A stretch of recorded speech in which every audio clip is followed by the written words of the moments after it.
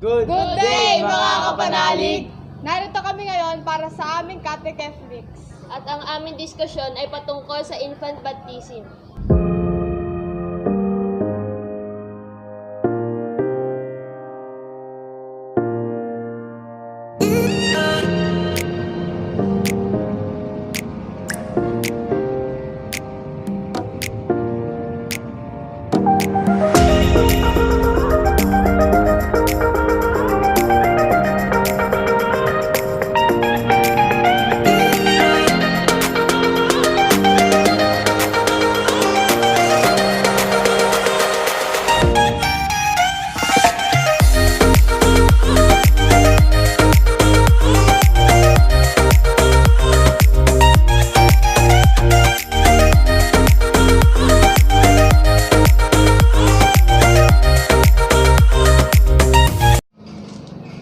Ibig sabihin ng infant baptism ay maraming paggalito tungkol sa baptismo sa iba't ibang mga demonstrasyong Kristiyano.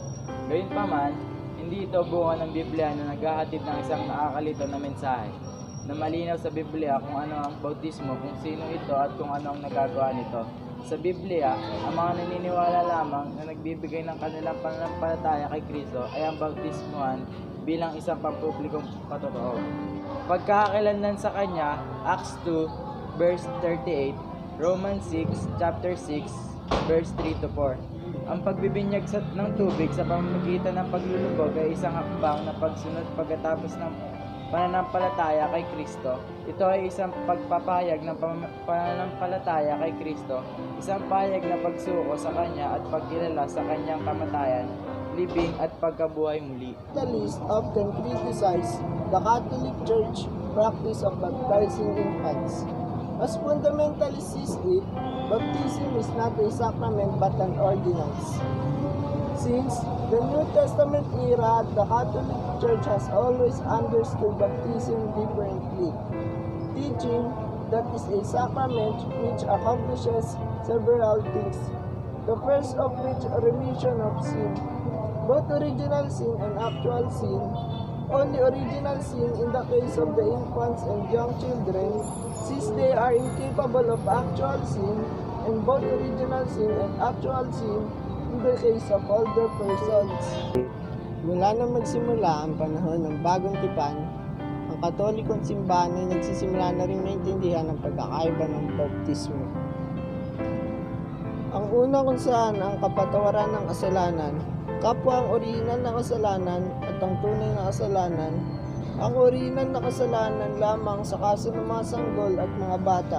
Yamang sila ay walang kakayahang aktwal na kasalanan at ang parehong orihinal at aktwal na kasalanan sa kaso kung ang mga matatandang tao.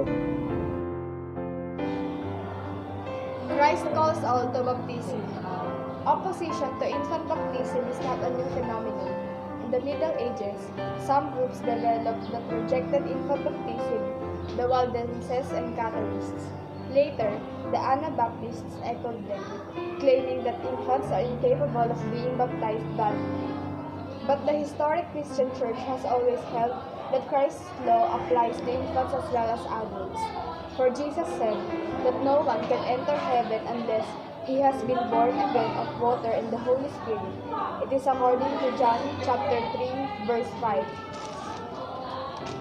Fundamentalists say this event does not apply to young children or infants, since it implies the children to which Christ was referring were able to approach him on their own. Fundamentalists conclude the passage refers only to children old enough to walk and presumably capable of sinning. But the text in Luke chapter 18 verse 15 says, "Now they were bringing even infants to him." Fundamentalists refuse to permit the baptism of infants and young children because they are not yet capable of making such a conscious act. He says that they are precisely the kind of people who can come to him and receive the Fundamentalists refuse to permit the baptism of infants and young children because they are not yet capable of making such a conscious act. But notice what Jesus said, to such as these, referring to the infants and children, who had been brought to him by their mothers, belongs the kingdom of heaven. The Lord did not require them to make a conscious decision. He says that they are precisely the kind of people who can come to Him and receive the kingdom. Noon pa man, ang usapin tungkol sa infant baptism ay talagang pinagtatalunan na. Ngunit kahit ganoon, marami pa rin makikita sa Bible na nagpapatunay na ang infant baptism ay dapat lang na isagawa sapagkat lahat ng tao na naniniwala sa Diyos ay parte na ng kanyang kaharian. Were only adults baptized? Fundamentalists are reluctant to admit that the Bible nowhere says baptism is to be restricted to adults, but when pressed, they will. They just conclude that is what it should be taken as meaning, even if the text does not explicitly support such a view.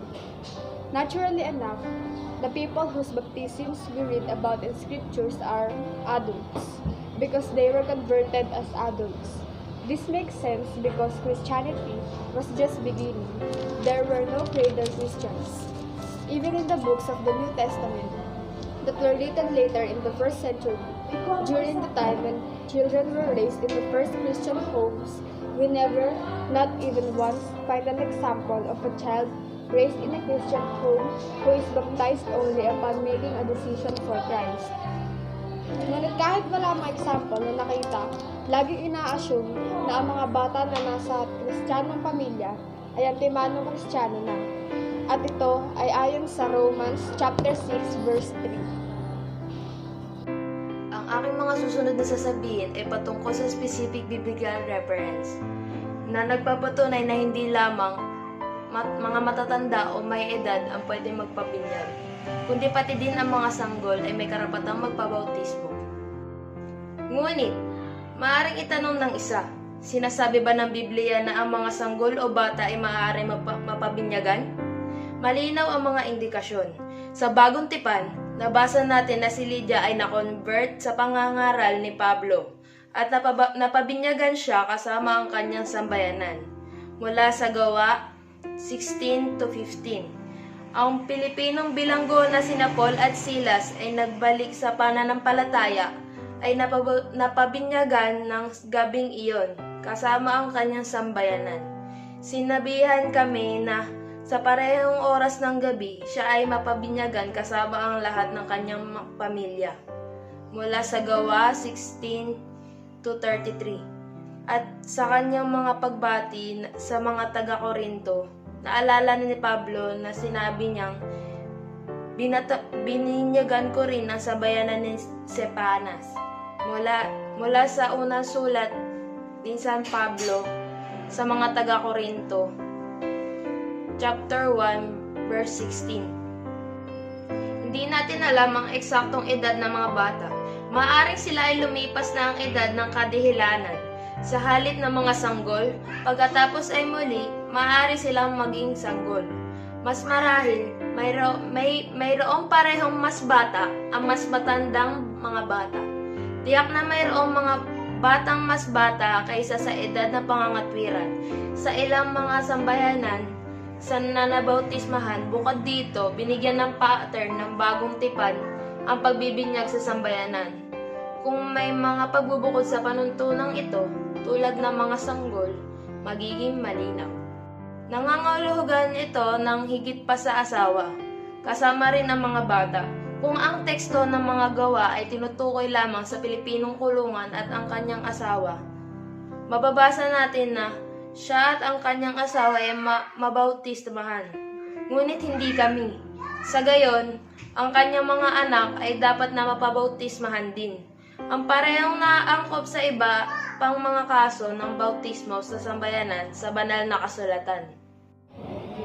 Catholics from the first.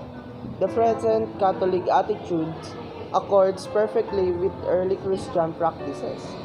Origen, for instance, wrote in the 3rd century that according to the usage of the Church, baptism is given even to infants. Holy List on Leviticus chapter 8, chapter 3 and 11, AD 244. The Council of Carthage in 250, condemned the opinion that baptism should be withheld from infants until the 80th day after birth. Later, Augustine taught the custom of Mother Church is baptizing infants is certainly not to be scorned, nor is it to be believed that its tradition is anything except apostolic literal interpretation of Genesis chapter 10, 23, and 39.